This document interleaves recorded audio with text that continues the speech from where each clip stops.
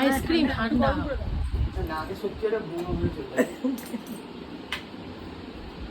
কি করছিস? ওটা মাইক্রোওভেনে লাইট জ্বললো বাবা, মাইক্রোওভেনে গরম হয়ে গেছে গো। ঠান্ডা করতে হবে, গরম কি ওটা মিছিল, ওটা কি ঠান্ডা করো? হ্যাঁ এ নাও।